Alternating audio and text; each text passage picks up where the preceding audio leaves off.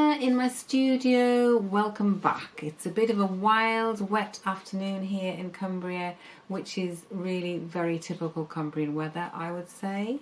It's what we're famous for around here. It's called the Lake District. The clue is in the title, I guess. So rain is a common occurrence really for us, and I'm very, very grateful because I know there's lots of places where, you know, particularly over the summertime, people have been desperate for rain. So I'm always glad when it rains. And I love the way that the raindrops just sit on things, you know, the flowers and the leaves and things, well, the leaves that are left, I should say. So I'm going to be talking again today about my little landscape that I'm making, having a bit of fun with some lovely autumn colours and all these very nice soft fabrics. And I'm going to be showing you my magical embellisher. If you haven't come across an embellishing machine before, I think they were invented for felt makers to embellish their wet felted pieces. And it has a special thing on the top. You're supposed to put yarn through it, I think, and that was supposed to embellish your pictures that you made. Excuse me. But actually, I find you can use it for so much more. It's quite a revelation, I think, once you realise that you can use just about any fabric underneath it. So I very rarely actually use it for well, yarns and things, unless I'm chopping them up and embellishing them down, perhaps under a piece of net, which you may have seen on some of my previous videos. So sorry, I think I've got it. I think I've swallowed a frog this afternoon. So that's what I'm going to be showing you today, how you can put the fabrics down on the background like we did last week, and what happens when you embellish them. As I say, it's a magical machine because you never quite know what it's going to do. You never quite know the effect it's going to have. So I always play around with mine, and I put together, some of you may have seen these things that I have. I've got various things on behind here. I keep all my little samples, as many of you will know, I keep all my little samples in little books like this. So this is a very dinky little embellishing book. It's got some little pretty samples in.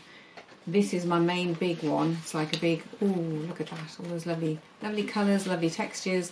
And then it means if I want some ideas, I can go and look at this. But it's really very much a machine for playing with and seeing what works for you.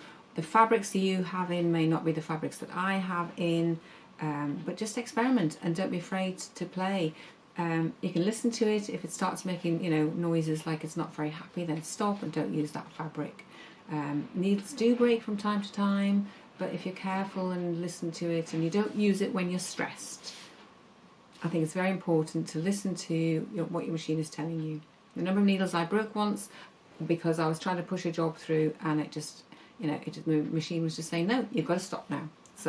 So no more talking now. I'm going to just get on with it and show you this lovely machine and what we get up to with my landscape today. Okay, so this is my embellishing machine. For those of you who haven't seen one before, it looks like a sewing machine, but it's not a sewing machine. It's got in here, in this housing, it's got some very sharp needles for doing the needle felting. If you've ever done hand needle felting and made little things, little animals, or been on a course to do needle felting, or perhaps you do it yourself, this is very much the same kind of needles, but these are in a machine, which makes life so much easier. And this has been my greatest boon since I bought one of these quite a few years ago now, and I absolutely love it because it lets me put fabrics like this down with ease. It changes what they look like, it lets me blend them.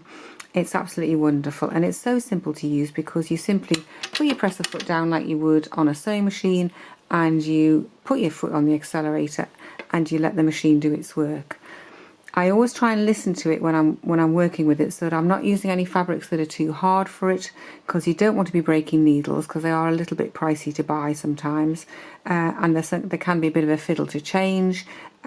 This one, I think, did I say it's got 12 needles? They come with, I think, 5 and 7 and different numbers of needles depending on the machine that you get, but they are really wonderful. So I'm going to just show you what it does. So let's switch it on, find my on button, that would be helpful. I've pinned it a little bit, but I'm going to take those pins out fairly quickly, because for obvious reasons I don't want my machine going over them.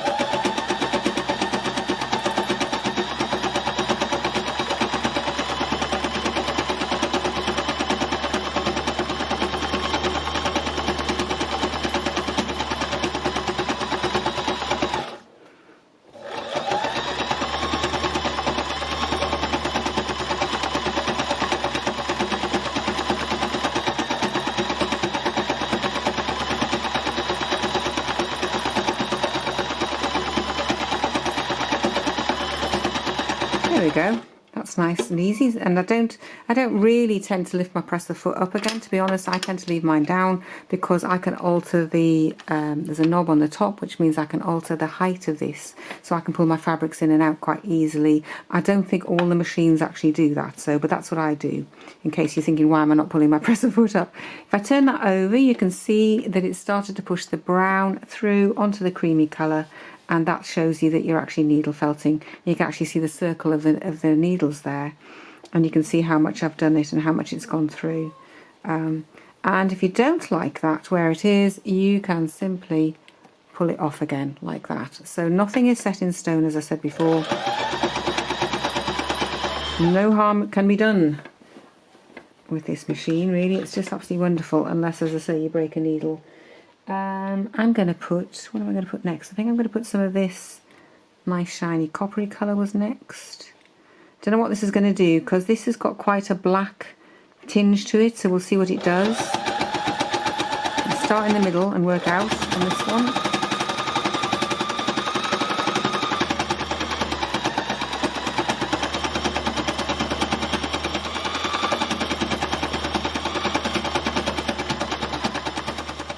Okay, it's a bit tricky for you to see this properly under the light because it's just the light of the machine, so I will try and show you it properly when I've got it all done. So I'm going to do this piece next because I want to see what happens to it.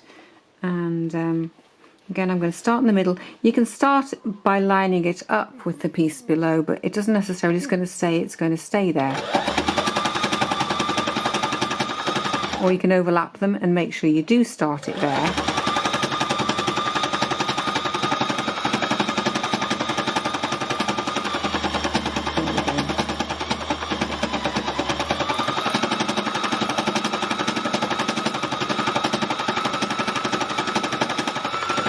And with a cotton fabric like this, depending on how much you embellish it, you will start to work away at the surface and erode it. So you have to be a little bit careful, unless you particularly want it to look really distressed. You know, it will start to show the background through because it's quite a fine, it's like a cotton lawn, this one, I think.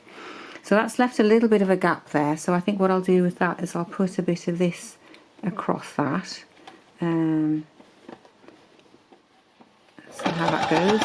And again, this, oh, look at that. You see, now that's scrunched up really tightly. And it's made a nice texture. Isn't that nice? So you get these lovely surprises when you put your fabrics down. You go, oh, I didn't expect that. So I think what I'm going to put next is the yellowy colour. And again, I'm going to try and line it up with the edge of that one.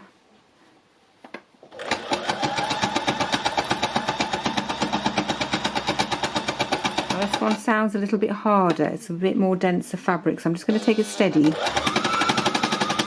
Can you hear it? It's making a louder noise.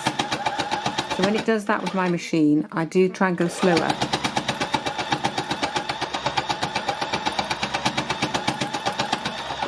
Now that's gone up there a little bit, so I'm going to just lift that off and I'm just going to pull it down a wee bit.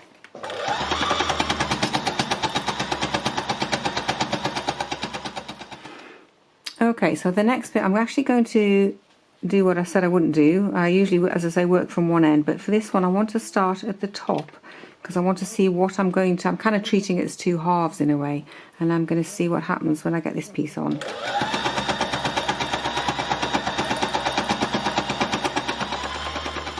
Again, you can see how nicely that's crinkling the surface, so it's no longer this smooth, sort of shiny, uniform kind of pattern to it.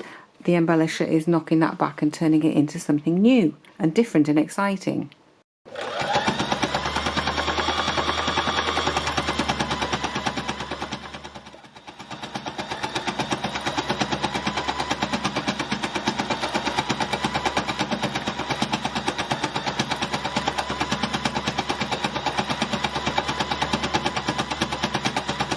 You can see it's kind of gathering it a little bit there, so I just tend to work it down from one end to the other. And don't worry if it overlaps a little bit, it'll be fine.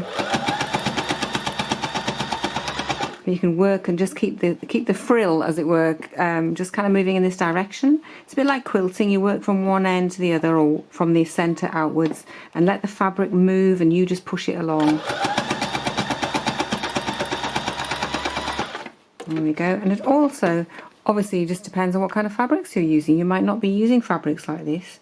So now I've got these that I kind of want to layer up. So I'm going to put the brighter one down first, and we'll see what happens to it.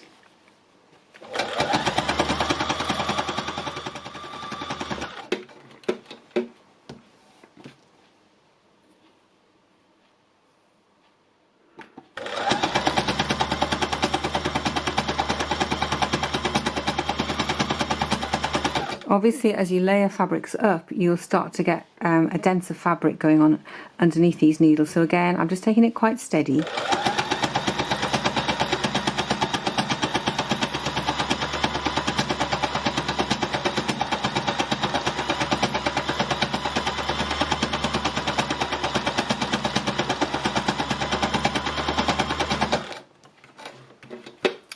There we go, that's not too bad.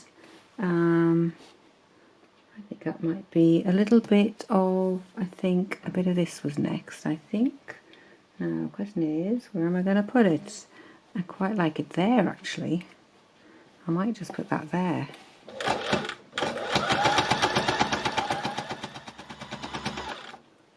How about that then? Okay, I'm going to have a closer look at it. Pull my needles out. You must make sure you pull your needles out before you finish, and I'm going to have a closer look at that, and then it'll be ready for some free machine embroidery, I think. Okay, so that's it all embellished down. I'll turn it over and you can see it's come through. It's in a pale sort of version of what's on the other side, but you can see that it has actually embellished and meshed the two fabrics together. As I say, it's extremely such a valuable machine, because not only does it blend your colours for you. I mean, I could do a lot more blending with these. These are quite stark, some of the differences, but it's sort of blended those together, and it's blended these down here. And it's kind of pinning the fabrics in place for you, so that when you do some free machine embroidery, you know, nothing's going to move or shift. So let's talk about edges for a moment, because it's quite a useful stage to do this. When you've got all these lovely floppy bits, I mean, I still might trim them a little bit as well, but you can turn those in and you can pin them in place roughly. And then if you use the embellishing machine again, sorry, that one's just popped out, you can start to create a really nice edge going down there, or you could sort of simply pin them and you can free machine embroider them. I think actually that's what I would do, as I don't think I would embellish that, because you'll push it through depending on which side you do it from. I think I would just pin it like that and then free machine embroider it like that, and then that would give you a nice edge. Obviously the other thing you could do is you could cut these edges up here, just trim them so that there's a little bit of overlap so you don't see the white underneath. And if you embellish them a little bit more using the embellisher, that will give you a sort of a nice raggedy edge, which can be quite nice. Or again, as I say, if you're going to be using your frame, then bish bash bosh, you've created something with a really nice, you know, ready to frame piece. Okay, so I need to make a choice about that right now, and I'm just thinking whether I'm going to do which I'm going to do.